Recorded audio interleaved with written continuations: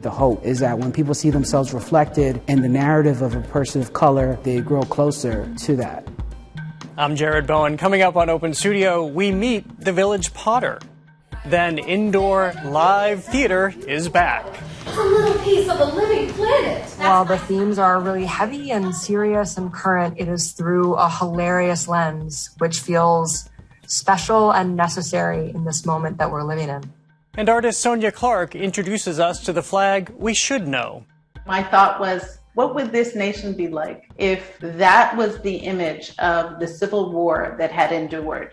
Plus, rare stories rarely seen and performed on stage. Plays that people never heard of, stories that they never heard of. These are our stories. These are our words.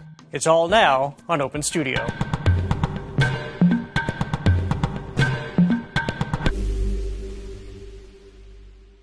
First up, we pay a visit to the village potter. That would be Roberto Lugo, a man who puts family, tradition, and icons like Harriet Tubman at the center of his work, all making him a ceramics star. In mugs and plates and urns at the Currier Museum of Art in New Hampshire, we find the porcelain DNA of artist Roberto Lugo.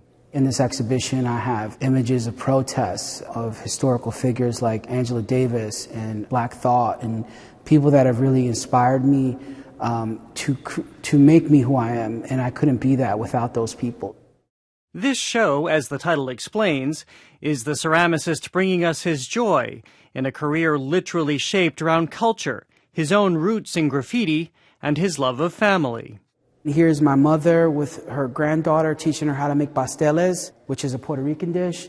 And then there's an image of a family in the 60s, which is my family, my grandma with the bouffant and, getting ready for church. And in some ways, I think this table is like a self-portrait. He's thinking about his culture, where he comes from, people that influence him. Contemporary art curator Samantha Cataldo says she's drawn to how Lugo takes centuries of prized porcelain tradition from Europe and Asia, only to upend it with his story. Using this historic form of pottery, and porcelain especially, which traditionally would have kings and queens and very much within a Western and white narrative, to put someone like Harriet Tubman or himself or the rapper Missy Elliott onto a piece of pottery is really making a statement like, I belong here, my culture belongs here. What do you make of how open he is and how much autobiography there is in his work?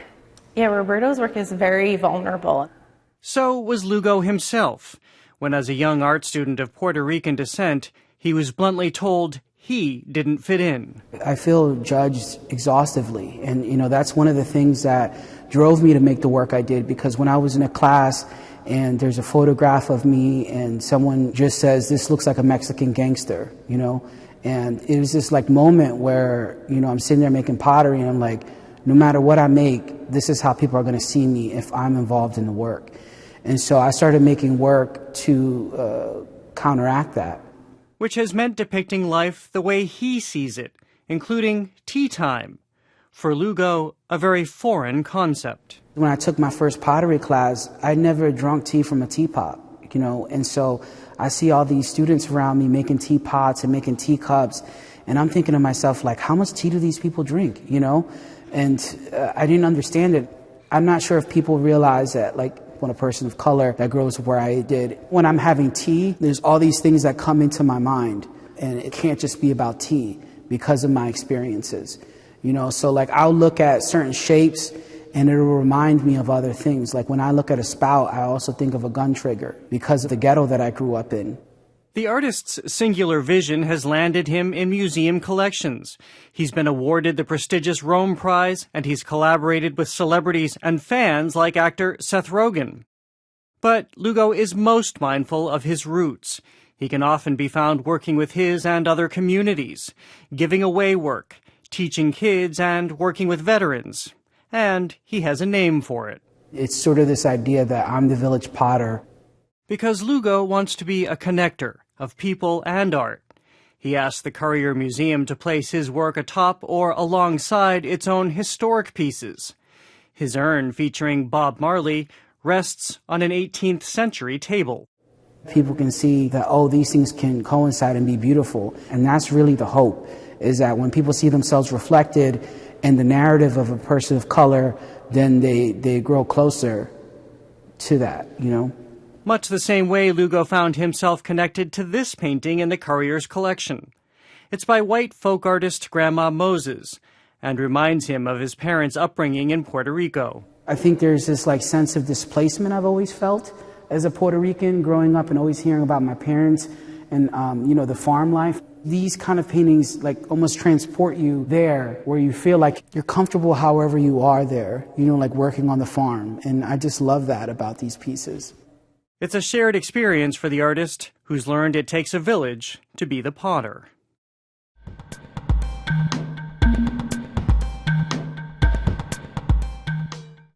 Doesn't it smell incredible out there? So fragrant. I hate it. Oh, beautiful. I hate how it smells. I hate how it looks. I'm sorry. I hate it. I hate it so much. You have to admit, honey, it's not exactly the garden of Eden. I know it's a little outside the box, but this is how a permaculture is supposed to look. It looks like the side of Route 95 in Secaucus. That's a scene from Hurricane Diane, the Obie Award-winning play that imagines the Greek god Dionysus reincarnated as a lesbian landscaper in New Jersey. Her goal is to reverse climate change by getting housewives in the Garden State to let their shrubbery run wild. I recently spoke with its director, Jenny Koons, and Huntington Theatre Company Managing Director Michael Maso about the comedy, which is the theater's first production to open in a year and a half. Jenny Koons, Michael Maso from the Huntington Theatre Company, thank you so much for joining us. Thank you for having us. Great to be here. So, Jenny, I will start with you because, as we just saw in the little introductory clip, it's funny. We all need a lot of laughs. We don't need a laugh. We all need a lot of laughs right now. So, as you tell us what this show is, how rich is the comedy in it? I mean, Hurricane Diane is really a rare treat. It is an ensemble comedy that imagines the Greek god Dionysus coming back to Earth to save us from ourselves and from climate change. And while the themes are really heavy and serious and current, it is through a hilarious lens, which feels special and necessary in this moment that we're living in. If I don't step in now, the glaciers are going to melt and the permafrost is going to thaw. And fast forward 100 years, and there won't be a single human left on the planet to worship me. And that's not going to work for me, okay? Well, can you give us a little refresher about that particular myth and what we need to know going in? Absolutely. So the god Dionysus was the god of agriculture and wine and enjoyment and a connection with the earth. And so Madeline George imagines that god coming back to help us think of a new relationship to the planet we live on. And let me get this straight. I read through the script, and so she comes in the guise of Diane, a butch charm factory. That's a very enticing encapsulation. Yes, it's quite a character description. It's, embodying both appreciation of the world and the earth and the ground, and through a figure that we might recognize in the world we live in today. Well, Michael, you're here with us on the business side of things. So tell us, first of all, we'll start with the good news, what it's like to be reopened after 538 days of closure, which was just so horrific. Yeah, it's pretty extraordinary. I mean, even the first day, Jenny can tell you, that first day in the rehearsal hall was very moving for all of us who had the privilege of being there. And certainly, having this cast come together and start the process, that is what we're about. We're not about, paying bills, although we pay our bills. We're about bringing people together to see works of art, to have this experience, to learn the way this very smart and funny play does. And so it's very moving, and people have responded, and people are really pleased to be back in the theater. I know people can get weird when you come out to them as a demigod. So I'm not going to ride in guns a-blazing full Greek. My plan is to slide in on the DL, hit him with the landscaping design, and then, when I'm all the way in, pull out the stops. How different is the theater experience going to be knowing that we're still in this pandemic, knowing that there are the concerns about the Delta variant out there, and yet we are, and I know we'll be doing it safely because we all want to see theater, we want to experience it and have it go on as long as possible safely. So how different is it from what we knew in the before times? Well, what's different is simply the care we're all taking to keep everybody safe. So, we are asking audiences to be vaccinated. We are asking audiences to stay masked. By the way, people have asked the question, are the actors masked? No, they're not. Michael, how did you land on vaccination status? Again, keeping in mind that in New York, Broadway, which I think a lot of people are paying attention to, has demanded as well that you show proof of vaccination except for religious or medical exemption? I think, and it's the same thing for us. Of course, if somebody needs an exemption, you can take a COVID test in advance of coming to the theater and show up with proof of a negative test. But our inclination and our decision comes down on the side of safety to the most extreme. And it is what's happening in Chicago, in New York, in Los Angeles, and here in Boston, a growing chorus of organizations that have just said, let's just make sure we can be as safe as possible and protect this art form that we love. How do you think theater is going to survive this? I ask this mindful of New Repertory Theater here in our greater Boston area. It's a major theater. It cannot open a season this year, and it may end up closing because it just doesn't have the funds to be able to launch going forward, given the losses it suffered during the pandemic.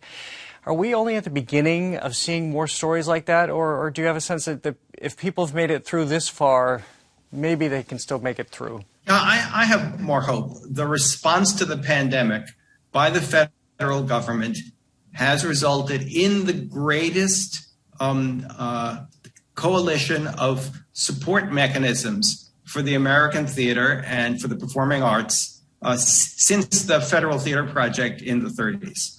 I think what it really needs is the audience to come back. That's the missing element. And if our audiences come back, we will be healthy and we will continue to produce plays for, I think, for generations. Most recently, I've been living outside of Burlington, Vermont. I have my own landscaping business up there with a focus on sustainability and small-scale permaculture. And I've been happy. Vermont is a paradise. Great hiking trails, curbside compost collection. So, Jenny, this is hilarious that Diane comes from Vermont to basically be with these housewives in New Jersey and tries to spin them on the wonders of actual gardening and paying attention to the earth. However, no sooner did I finish reading and the recent climate change report came out, but this is a great entry point into that. I mean, how do you see this play as being more resonant than ever? Absolutely. At the heart of the play, I feel like, is this question that Madeline is asking about what it will take for us to change our ways. The climate report that you brought up feels like we are grappling with enormous questions, and it often can feel like I don't even know how to start to think about that question. So what I love about this play and stories like Madeline's is that it offers you, as you said, a way in through comedy, through humor, through characters that you recognize on stage. He likes me a natural prince. That's a natural prince. Animal. What animal is that, Pammy? It's leopard. It's ice blue. It's snow leopard. I feel like laughter, especially in this moment, is such an opportunity to open us up. And again, to feel that, as you said, Michael, that feeling of laughing in a crowded room, that I miss. Netflix can't do that for me. Michael, I'll just end with you, and this is in the smaller space that the Huntington operates because your big space, the Huntington Theatre itself, is undergoing renovations for people who may have missed what's been going on during the pandemic. Where does the new, robust, glitzy, if I might call it that, theater stand? We are 8 months into renovation of the historic Huntington Theatre, and we are going to have a restoration of the gorgeous architecture of the original theater, but it will be surrounded with a modern infrastructure with much more comfortable seating, lighting. We will have better bathrooms, and we're going to be opening up our beautifully restored theater in the fall of 2022. All right. Well, Michael Maso, Jenny Koons, thank you so much, and congratulations on getting us all back safely inside in the theater. We're loving this. Thank you. Thank you so much.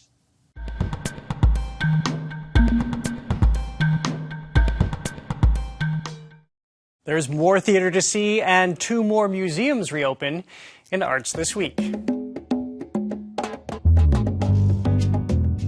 At last, the doors to the Harvard Art Museums have reopened.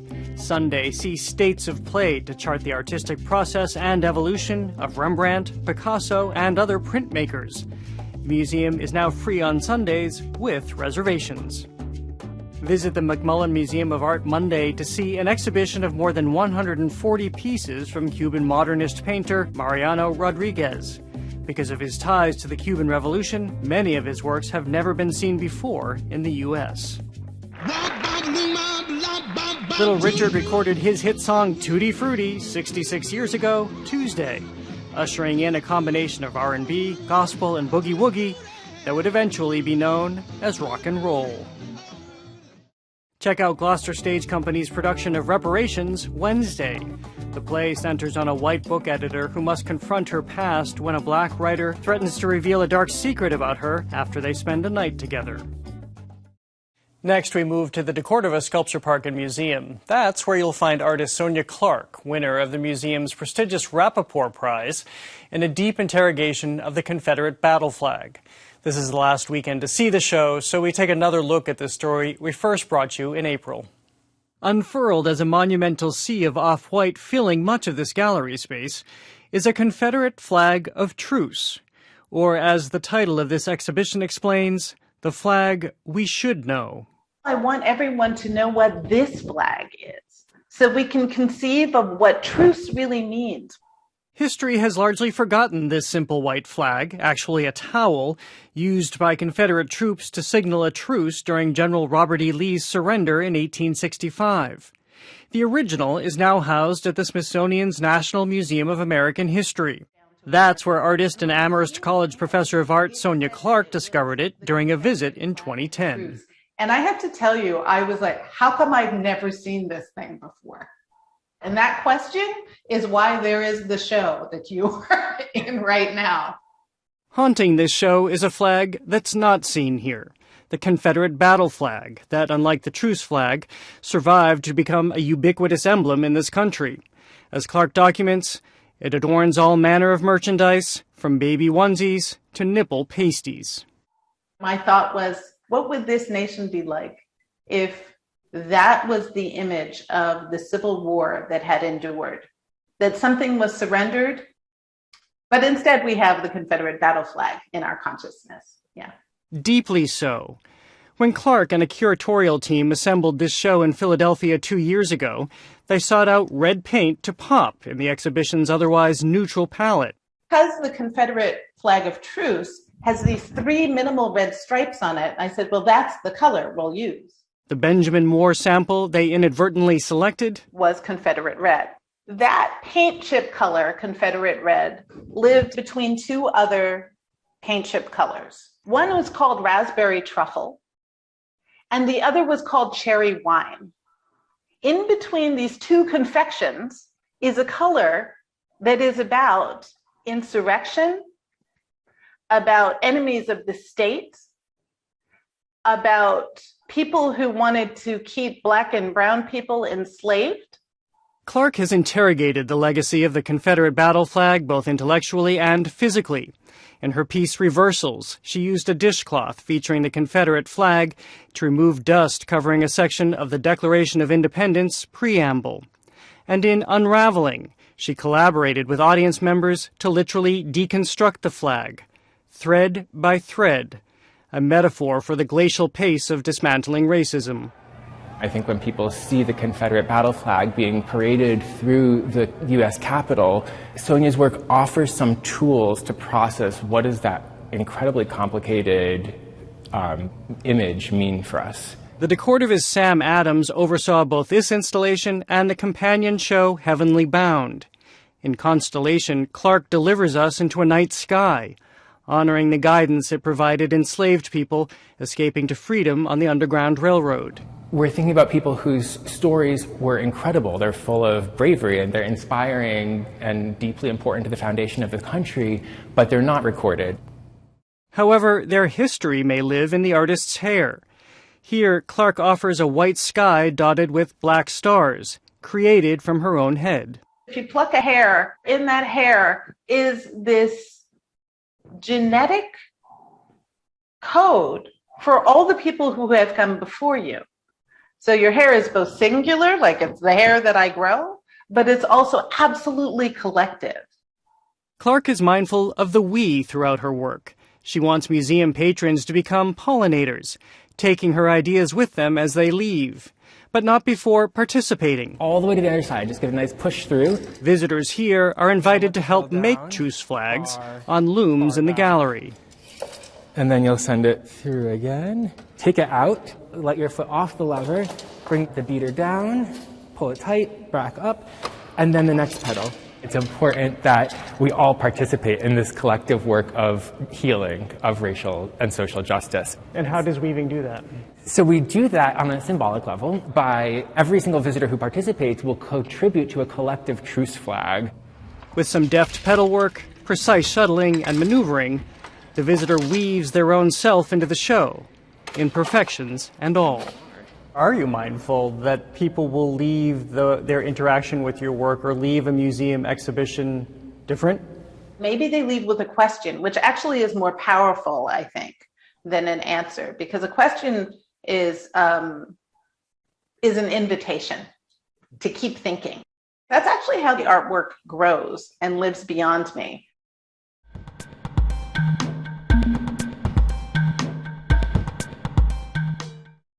M Ensemble is the oldest theater company in Miami and the longest-running African-American theater company in the state of Florida. Their legacy brings the works of established and new playwrights to life. She gave me her recipe. My name is Shirley Richardson, and I am co-founder and executive director of M Ensemble Company. We are the oldest, not just African-American theater company, but the oldest theater company here in Miami-Dade County. M Ensemble Company started in 1971. That's a long story. Under the direction and founder, the late T.G. Cooper. And he decided to come to the University of Miami and pick up his master's degree. And while he was there, he had to do a project called Pearly Victorious, and he needed a black cast and a white cast. Unfortunately, there weren't many black students on campus at the University of Miami during that time. I think there were about 3 of us, so he recruited the 3 of us. T.G. left, but before he left some money, and he left a staff in place, and we maintained that relationship with him, until his passing. We're here now at the Sandra Rivers Theater after being bounced around from one place to another. I can't even tell you how many places we've been. There have been so many, trying to keep up the legacy.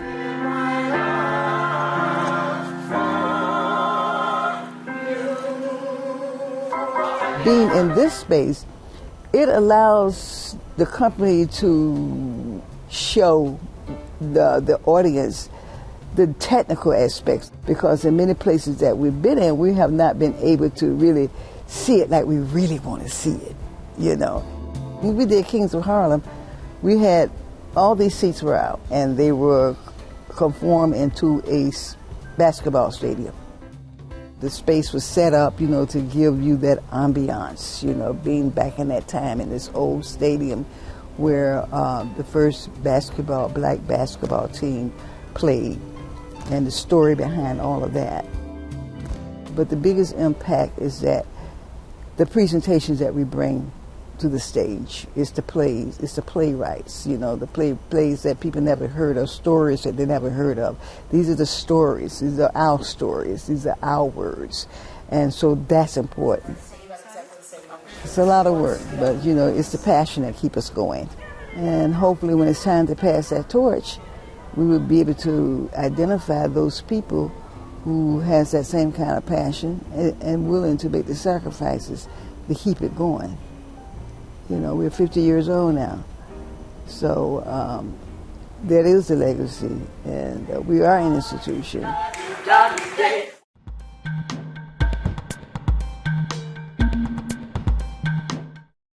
Finally now, we leave you with images of Billboard Hope in Roxbury. There, arts lover Diane Walters came up with the idea and her own money to lease a billboard in John Eliot Square. She's featuring a full year of images by 13 artists, including Aqua Holmes. Again, the key there is that Diane Walters took it upon herself to fill her neighborhood with art. She is a trailblazer. Well, that is all for this edition of Open Studio. Next week, we tour what some are calling the art show of the year anywhere. A group of Titian paintings reunited for the first time in more than 400 years at the Gardner Museum. Titian was the celebrity painter of Europe. He painted for popes, he painted for princes, he was the personal painter to the Holy Roman Emperor. Everybody who was anybody wanted a Titian. And we speak with comedian Jacqueline Novak about her one-woman show that has many women and men thinking about, well, how we relate. There is a sex act at the center of my show called Get on Your Knees, which has many meanings and doesn't, necessarily imply anything specific, but could also be considered relevant to, adult listeners. Until then, I'm Jared Bowen. Thanks for joining us. As always, you can visit us online at gbh.org/openstudio, and you can follow us on Instagram and Twitter at OpenStudioGBH.